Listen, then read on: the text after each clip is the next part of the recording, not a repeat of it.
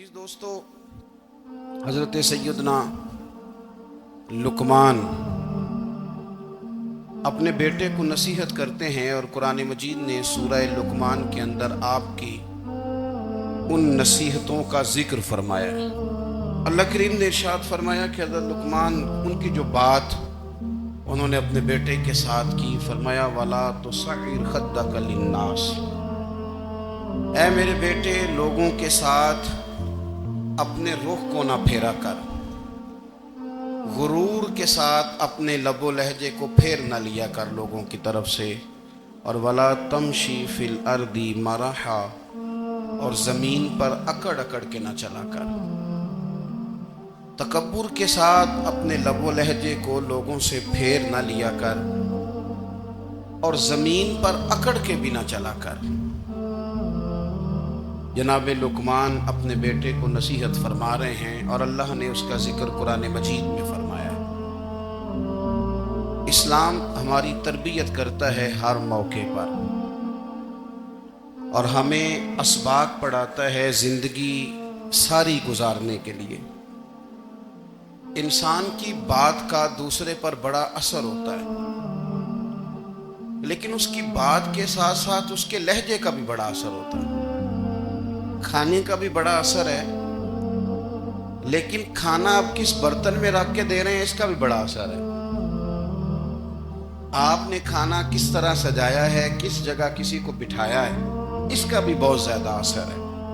اسلام یہ کہتا ہے کہ آپ کا جو لب و لہجہ ہے وہ ہمیشہ اچھے اخلاق والا ہونا چاہیے۔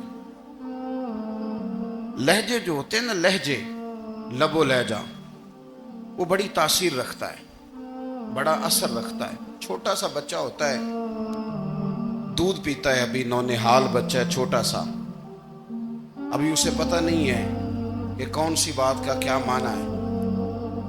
اسی بچے کے آپ نے گال پہ محبت کے ساتھ ہاتھ پھیرا تو وہ ہنس دیتا ہے، لیکن اگر آپ غصے کے ساتھ اس کی گال پہ ہاتھ لگاتے ہیں تو وہ رو دیتا ہے۔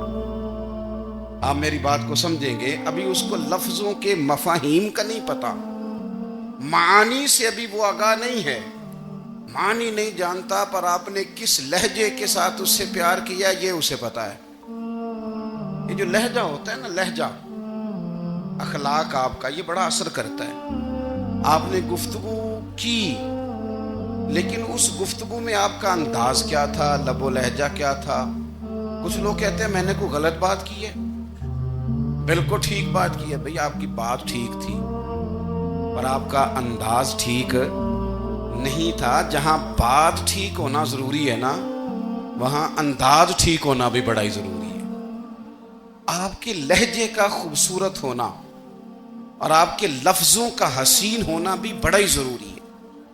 اگر آپ تھوڑا سا معاشرے میں غور کریں تو کچھ لوگ ایسے ہیں جو طبعاً ہی بیچارے دنیا میں آئے ہی شکوہ کرنے کے لیے، ان کے لہجے سے نہ ترش روئی برستی ہے، تلخی ہے۔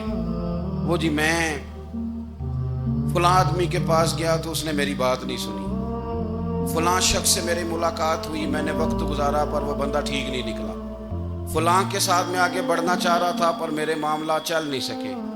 تو بھئی آپ دوسروں کو ناپتے اور تولتے رہے، آپ کو یہ دیکھ لینا چاہیے تھا کہ آپ کا انداز فکر ہی کہیں غلط نہ ہو۔ لہجے، اخلاق، یہ آپ کے لفظوں سے بھی زیادہ اثر بعض اوقات رکھتے ہیں۔ کسی نے کہا تھا کہ میرے لہجے میں غرور آیا تھا، اس کو حق تھا کہ شکایت کرتا تھا، میرے لہجے میں کچھ ایسا کہ جس پہ وہ بیچارہ پریشان ہو گیا، اب اس کا حق بنتا تھا وہ اس پہ شکایت کرتا۔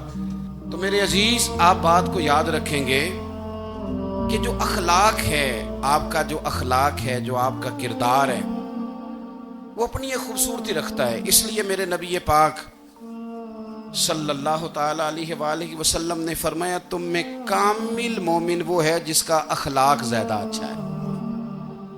جو کہانیاں زیادہ سناتا ہے وہ نہیں، جو اپنی خدمات زیادہ بتاتا ہے وہ نہیں، جو باقی سب کی نفی کر کے کہتا ہے کہ دنیا میں کوئی بندہ ٹھیک نہیں، صرف میں ٹھیک ہوں، وہ والا بندہ نہیں، بلکہ فرمایا جس بندے کا اخلاق زیادہ اچھا ہے۔ اخلاق دیکھیں، یہ جو آپ کا لہجہ ہوتا ہے نا، یہ بہت زیادہ اثرات مرتب کرتا ہے آپ کے گھر پہ بھی باہر بھی. آپ اگر اپنی گفتگو میں باڈی لینگویج کو تھوڑا سا اچھا رکھیں.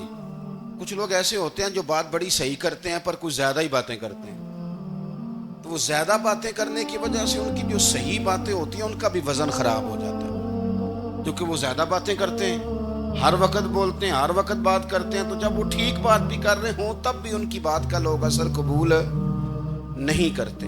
لیکن اگر ان کا لہجہ باوقار ہو, بات وہ تھوڑی کریں پر جتنی کریں ذرا سونی کر کے کریں, گفتگو میں خود بخود اثر پیدا ہو جائے گا, بات اچھی لگے گی. اخلاقی رویے اگر لوگوں کے زیادہ اچھے ہو جائیں, ایک تو مسکرانے کا بل کوئی نہیں آتا, اس کے پیسے کوئی نہیں لگتے, اور یہ بھی شکر ہے ابھی تک اس پر ٹیکس بھی کوئی نہیں, یہ بھی مقام تشکر ہے. تو اگر آپ بات کریں اور اس میں تھوڑی سی مٹھاس پیدا کر لیں, آپ تھوڑی سی بات میں نا مٹھاس. میرے ایک کلاس فیلو ہیں, تو وہ تقریر کر رہے تھے اور میں سن رہا تھا, تو مجھے بعد میں کہنے لگے آپ تبصرہ کریں میں نے کیسی تقریر کی ہے. یہ ہوتا ہے نا جی, بعض اوقات دوست بیٹھتے ہیں بے تکلف تو کئی دفعہ کچھ باتیں ایسی ایک دوسرے کے ساتھ کرتے ہیں. تو مجھے کہنے لگے آپ بتائیں کہ میں بات کر رہا تھا تو کیسی تھی. تو میں نے کہا جب آپ بات کر رہے تھے تو میں ڈر رہا تھا, مجھے لگ رہا تھا کہیں آپ لڑ نہ پڑیں. بھئی آپ اطمینان سے بات کریں, آپ تسلی سے بات کریں, آپ خندہ پیشانی کے ساتھ بات کریں. میرے نبی پاک صلی اللہ تعالی علیہ وسلم نے فرمایا, مسلم شریف کی حدیث ہے, حضور فرماتے ہیں نیکی کو کبھی چھوٹا نہیں سمجھنا, نیکی کو حقیر نہیں سمجھنا. کچھ نہ ہو سکے تو اپنے بھائی سے مسکرا کے بات ہی کر لیا کرو. بات کرو تو تمہارے لہجے میں ترش روئی نہ ہو. بعض اوقات آپ تلخ بات کرتے ہیں, آپ کا لہجہ تلخ ہوتا ہے تو آپ کی صحیح بات بھی قبول نہیں کی جاتی. لیکن اگر آپ کے لہجے میں مسکراہٹ ہو, آپ کے لہجے کے اندر خوبصورتی ہو, تو آپ کے اپنے بھی آپ کے بیگانے بھی سب کے سب آپ کی بات کو تسلی کے ساتھ سمجھنا وہ گوارا کریں گے. اسی طریقے سے ہمارا دل کرتا ہے کہ لوگ ہماری بات سنیں, ہمارے گرویدہ ہوں, ہم جو پیغام دینا چاہتے ہیں وہ پیغام لوگ اچھے طریقے سے قبول کریں, اس پر لوگوں کی توجہ زیادہ ہو. یہ ہمارا شوق ہوتا ہے. اور دنیا میں اب تو فیمس ہونے کا شوق بڑا بڑھ گیا ہے, اب بڑا بڑھ گیا ہے. اب تو لوگوں کو نا شاید لوگ مقبولیت اسی کا نام لیتے ہیں کہ میرے اتنے لائکس ہیں, اتنے فالور ہیں, اتنے سارے لوگ ہیں تو شاید میں بڑا مقبول ہوں. یاد رکھنا, قابلیت سے زیادہ قبولیت ضروری ہوتی ہے. فالور کیا کریں گے اگر رب بھی راضی نہ ہوا تو؟ لائکس کیا کریں گے؟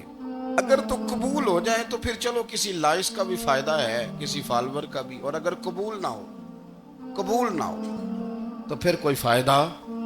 جنوں پریتم اپنا آنکھ ہی نہ, وہ اجے سہاگن ہو ہی نہیں. تو جب وہ قبول کر لے پھر تو بڑی بات ہے, اور اگر قبولیت نہ ہو تو پھر بڑے بڑے مجمع بھی کوئی فائدہ نہیں دیتے. ہماری خواہش ہوتی ہے کہ لوگ ہمیں جانیں, لوگ ہمیں پہچانیں, ہمارا بڑا نام ہو, ہمارا بڑا ذکر ہو, ہمارے بڑے تذکرے ہوں. تو میرے نبی پاک صلی اللہ تعالی علیہ وسلم نے ارشاد فرمایا, حضرت ابو ہریرہ رضی اللہ تعالیٰ عنہ روایت کرتے ہیں, حضور فرمانے لگے تم مال کے ذریعے لوگوں کو اپنا گرویدہ نہیں بنا سکتے, پیسے دے کے لوگوں کو پیچھے نہیں لگا سکتے. کتنے کو دو گے؟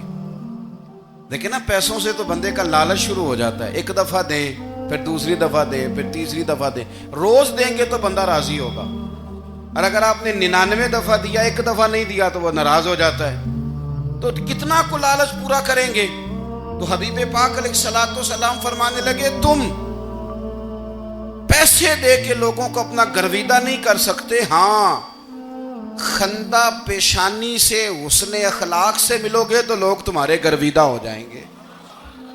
تمہارا اخلاق, تمہاری خندہ پیشانی, تمہارا اچھا کردار, یہ لوگوں کو گرویدہ کر سکتا ہے. مال و دولت سے لوگ گرویدہ نہیں ہوتے.